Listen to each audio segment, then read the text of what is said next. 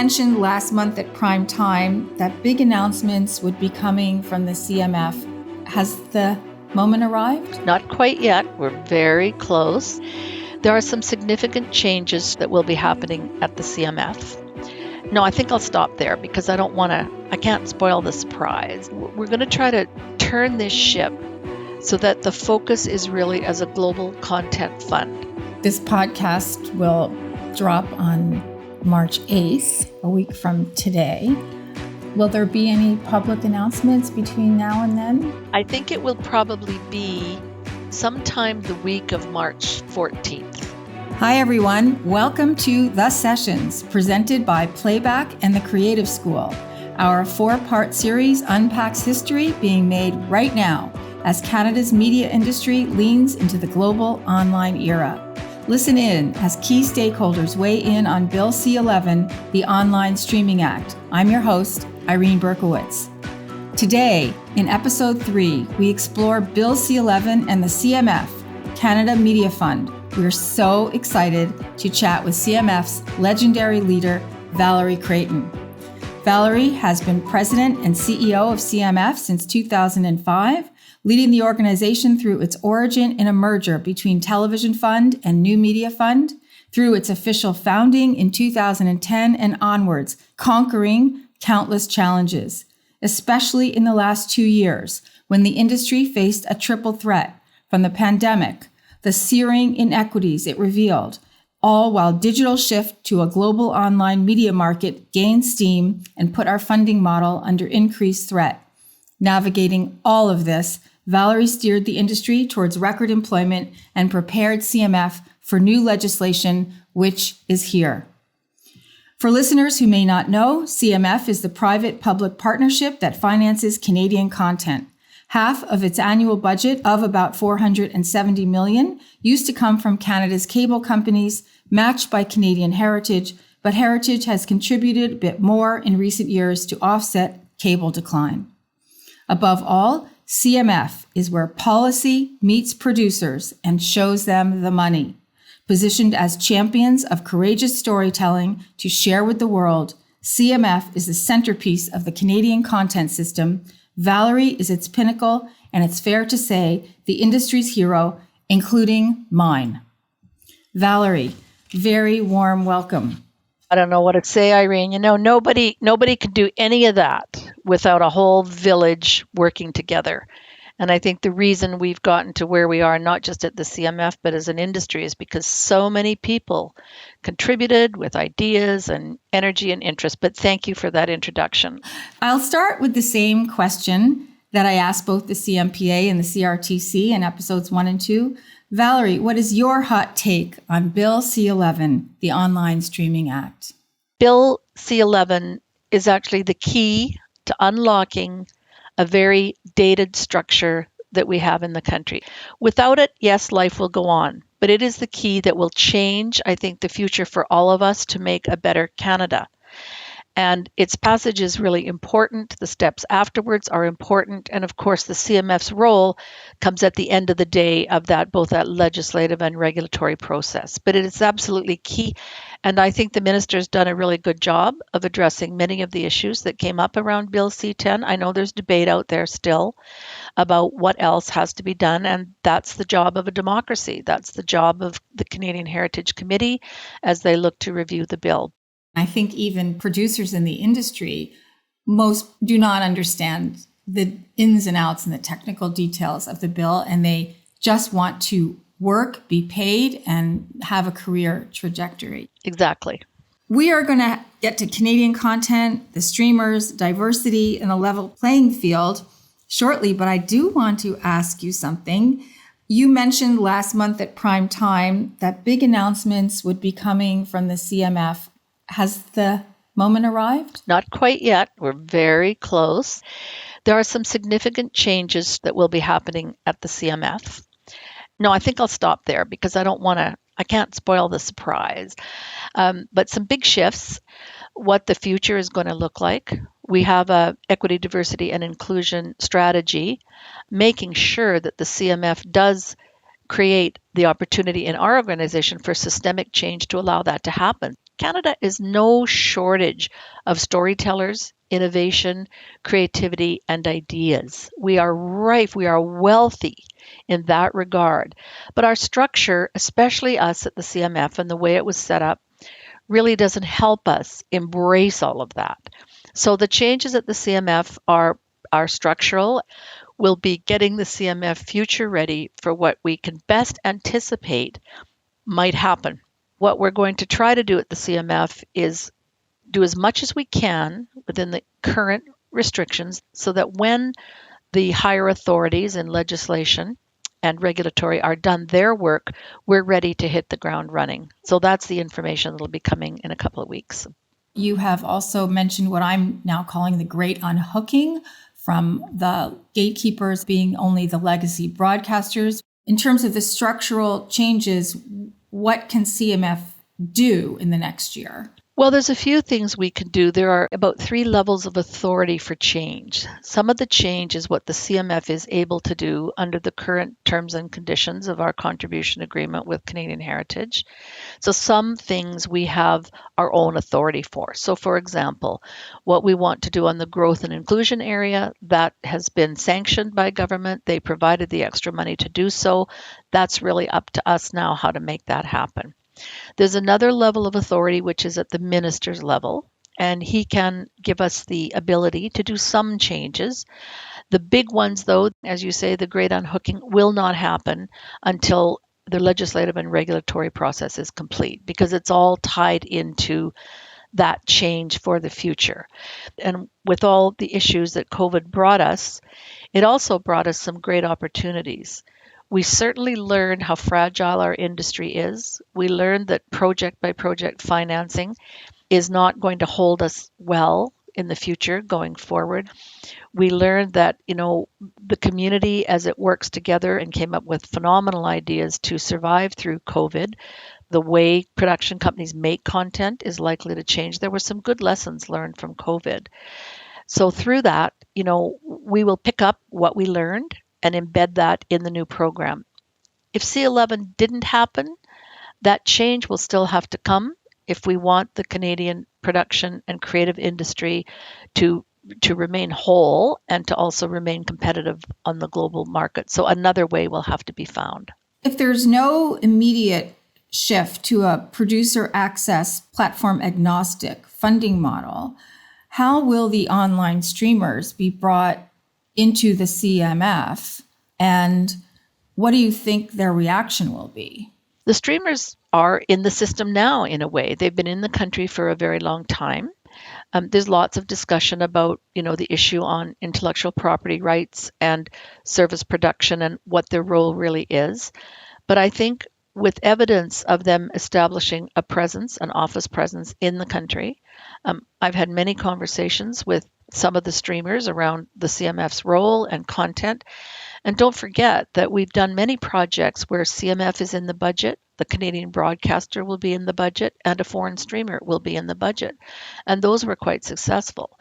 We kind of view the streamers as the big bad guys in many ways, in many sectors, but it's simply not the case. And we can't ever forget that, the streamers have they're global entities, they have deep pockets, and they have worldwide distribution. And all of that is good for Canada. I think the bargain has to be, how do we make sure that we aren't completely overrun by content that essentially you could call service production in the more linear field or work for hire, because we know service production is on the rise, work for hire is on the rise. That's a very good thing for the country. It keeps people employed, it keeps those companies coming here, they value our resources. But the real trick here, Irene, is to find the balance between all that good work and important work and the domestic market, and how we don't lose the domestic market in the advent of all of that pressure. That's my fight, if you like, or that's my passion, is to make sure that our Canadian storytellers and our Canadian content is part of this thriving future environment. You talk to the streamers all the time. Are they going to be on board with this? Well, I talk to them all the time, not all of them all the time, but a few. The feeling I have is that they are serious about the country. They like our creativity. They like our content makers. They're looking for authentic stories.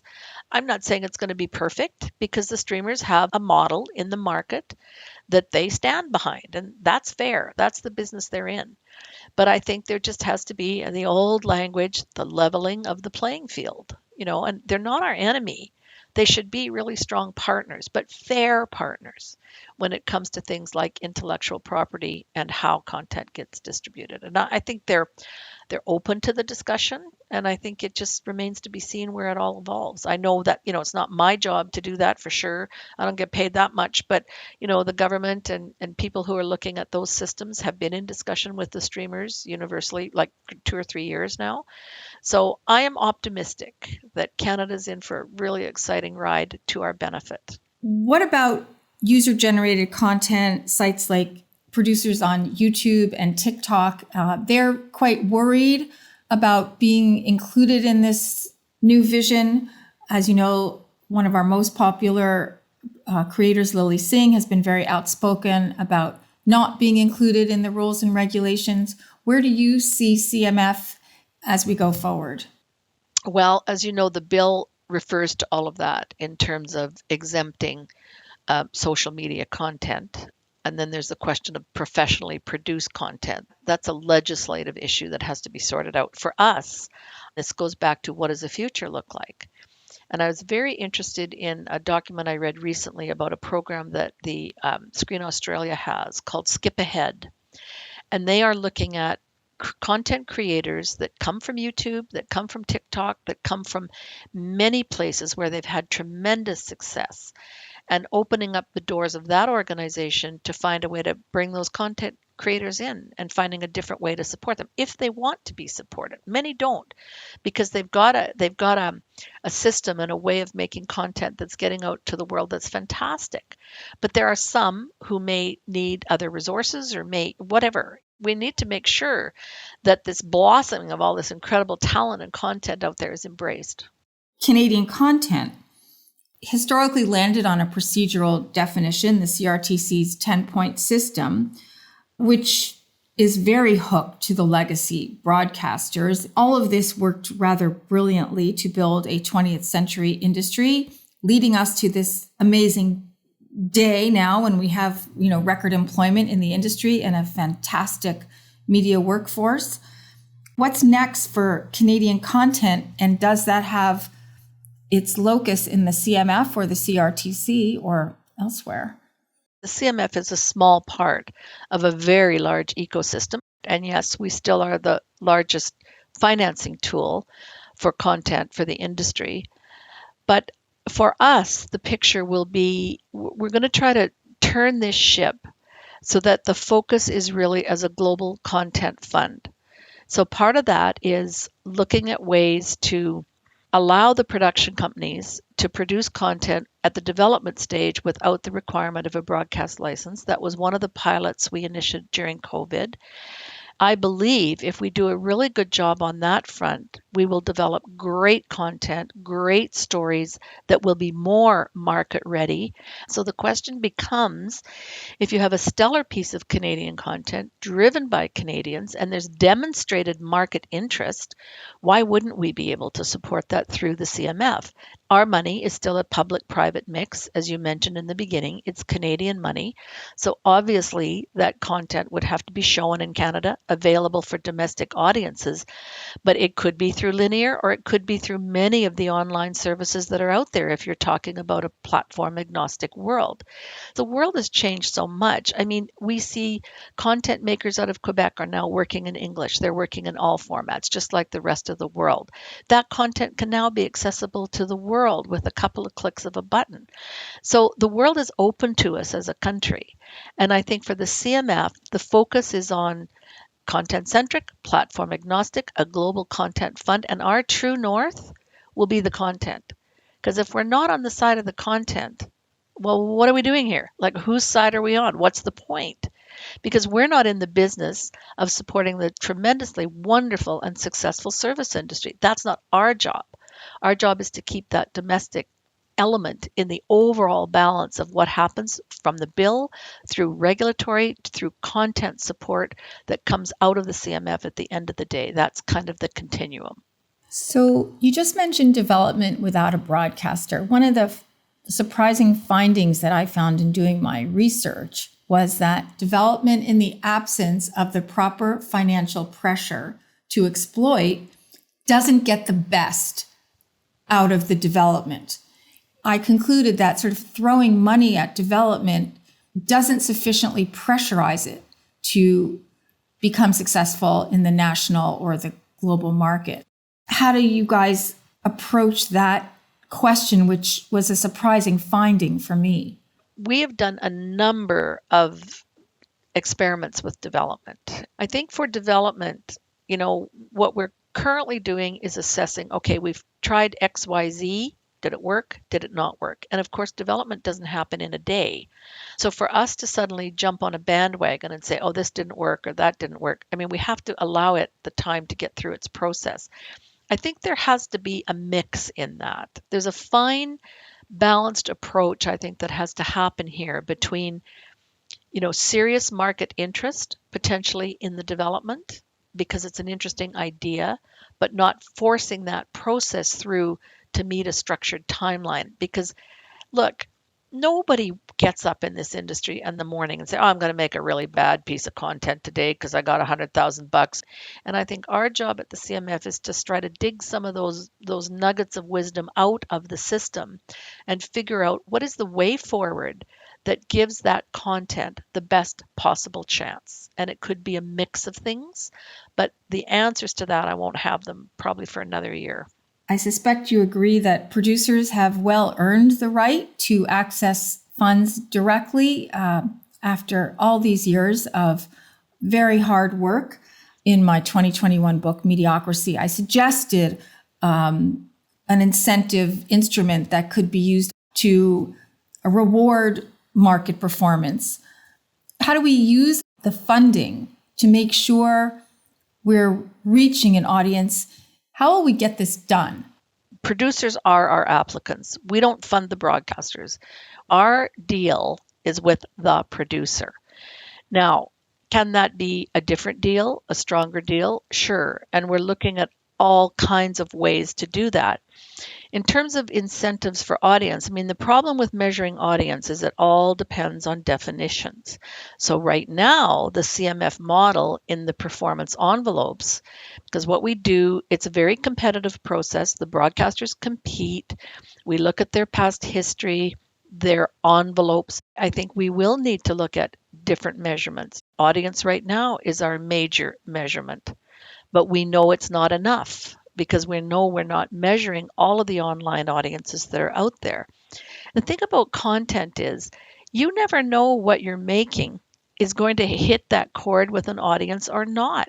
And if we had the magic success formula to that, even in the US, if you look at their development history and the massive amount of content that's put into development, hundreds of thousands of titles, and maybe 4 or 6 get squeezed down to the possibility for air, and maybe 2 or 3 actually get on the air.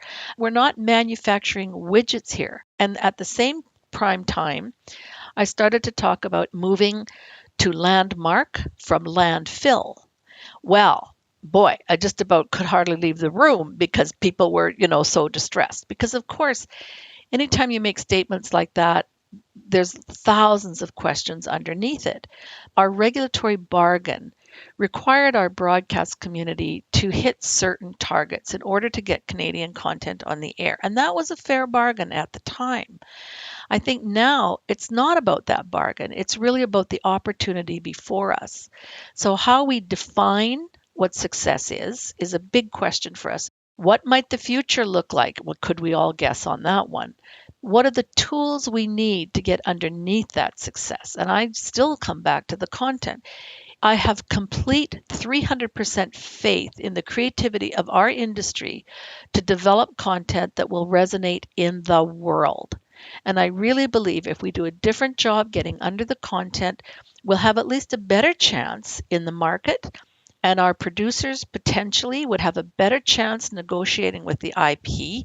There are other models in the world. The UK made a decision a while ago to really lift up kind of the mid-tier of producer, and now those guys are negotiating hard in the marketplace and they're retaining IP. Some Canadian companies are too. I mean, we're all in such a state of flux around this.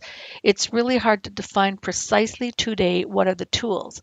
The reason why I want to get the CMF future ready from an organizational point of view is to be able to start to have those discussions with the industry to consider the best, most appropriate tools. Could be a million things, but a different way of financing that actually reaches those objectives. Let's talk about diversity and representation and C-11. Given the urgency for equity across our industry, our nation, and the world, why is it so critical that this be codified into legislation? And what will be the CMF's role in making sure this actually becomes real? Well, this is a societal change. It's not just a funding change. It's about the doors open to this, and we ain't going back. Thankfully, we are never going back to where we were. And I think why it's encoded in legislation is because that makes it real at that level. Now, you can encode a lot of things in legislation, and they don't always become real. I think it's stories that change people. It's stories that tell us who we are. Without storytelling, it really doesn't matter what any piece of legislation is, in our sector at least.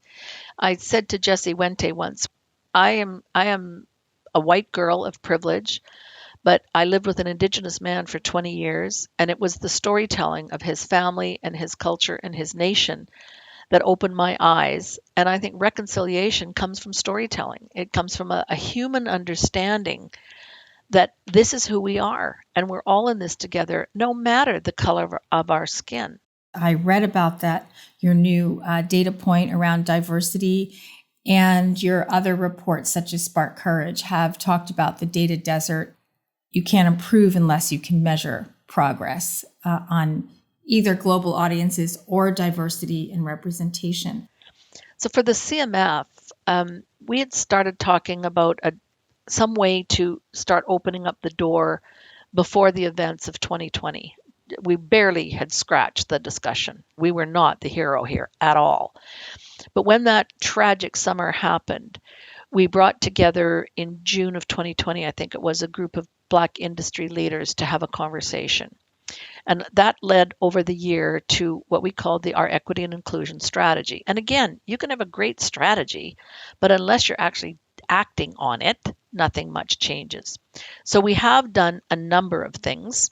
Certainly, we hired two great individuals, a young Canadian Ethiopian filmmaker in the documentary community, a young Latino in the French market, Diego Briancio and Tamara Dawit. And they've been working with us since 2020 to guide us, to work with many of those communities out there, Black, people of color, Indigenous, to bring intelligence back into the CMF. Right after this podcast, we're doing a whole session with all of our staff on the sensitivities around this, because we all come at this discussion, well, at least many of us do. These are white, colonial-driven institutions in the country. We all bring our own lived experience to it.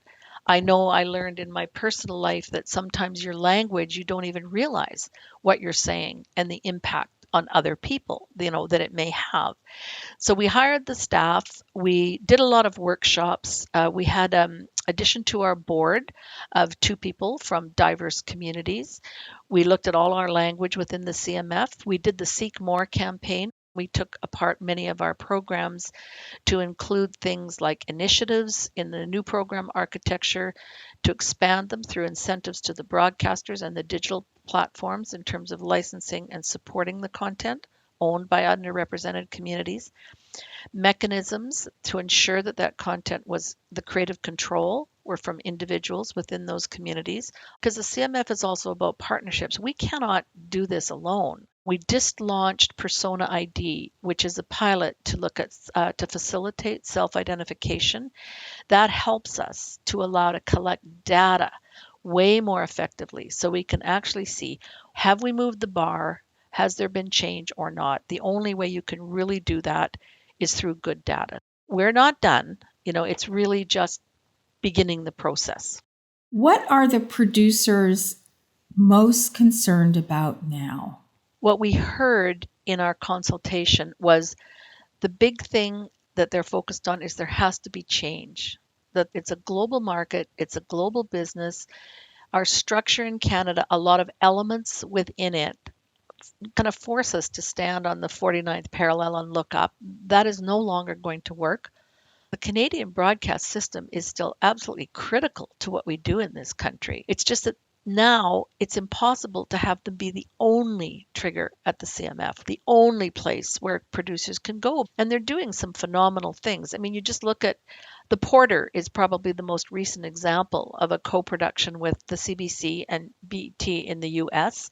It's a phenomenal piece of content that unlocks a piece of history in this country. So I think for the whole system to change, the producers, what we heard consistently, change was top of mind. Urgency for change was actually probably the top thing because, yes, it's a big ship to turn. And I am probably one of the most frustrated people in the country about the rapidity, the rapid pace of change that's happening in our industry, and our ability just to keep up with it is very frustrating. Obviously, we had many people from diverse communities who spoke about the issues they have been facing and the really critical need to break down barriers, break down doors. And it's not just about, I was really frustrated when all of that happened because all of a sudden, many organizations were jumping on the bandwagon and saying things like, well, we're going to have 50% of people of color in our organization by this date. And that's good. That's a good thing. But to get really deep systemic change in a thinking of an organization, it has to be bigger than that. For many, it's not fast enough. And I'm on their side. I don't think it's fast enough either. CMF in 5 years, with or without C-11?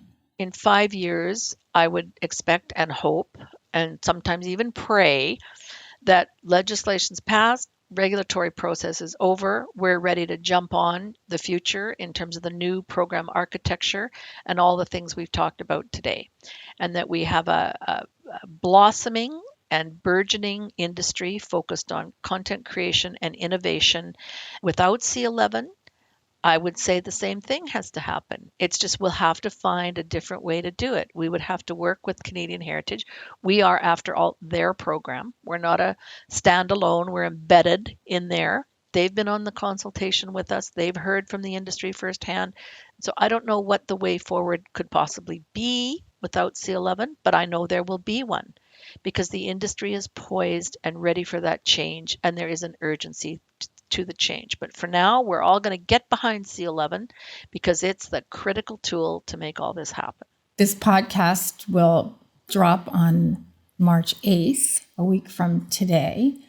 Will there be any public announcements between now and then? No, it'll be because I'm taking all of the work that we've done into the board next week. And so it will be after that time. I think it will probably be sometime the week of March 14th, is like that week, but it won't be before the 8th. There won't be vast program changes coming up for April 1. We will continue with the increased flexibility we were given during COVID, so to do things like development without a broadcaster, some slate financing, etc. So that will help us get the ball rolling. But the real big program structural changes in terms of the new architecture, Irene, we're gearing up for that to happen in 2023. I would agree that it's all tied to structure. One of the things I found very useful in my research was not only looking at other industries, but looking at the Hollywood studio system, which is that the financial partners in development are investing money in order to exploit on the global stage. And therein was a glitch in our system, which we don't really have a studio system. And money talks when you follow the money from the people who really need to figure out if it will work on the national and global stage. And I think, there are companies in Canada now who are production companies who are almost moving into a studio model. But again, it's kind of structurally tied to their requirements to put certain amount of content on the air. My hope is that the policy direction and the intent of Bill C-11 is to really look at the industry holistically and put in place the pieces that will trigger that structural change that will really get the right tools under the content making. With all we've discussed, a final question. Bill C-11, pass or no pass, and why? Pass. Let's go for it. It's the absolute key to unlocking so much of what so many have struggled with, because, and this is not anybody's fault. This is just the massive change in this industry right since the digital revolution. So it is a whole different ballgame today than it was even when I started in 2006. It's a totally different industry. Let's get on it and get it moving. And, it's not perfect. Nothing ever is. But I do know there's a broad understanding amongst all political parties of the need to look at how we embrace the streamers and bring them into the system. They're important to the country because they are a global distribution network when you talk about global distribution. So I'm very optimistic. I'm always a glass half full person, and I think we're going to get there. And I believe in Canada and our creativity above all else. If we all disappeared tomorrow, creativity will happen. Content will still get made. Let's make sure we get the right tools under what we've built in this country for up to 80 years. We built a phenomenal system. We're still, in many ways, the envy of the world. So let's leverage that real growth and potential that Canada has and not just let it slide away because we're not paying attention.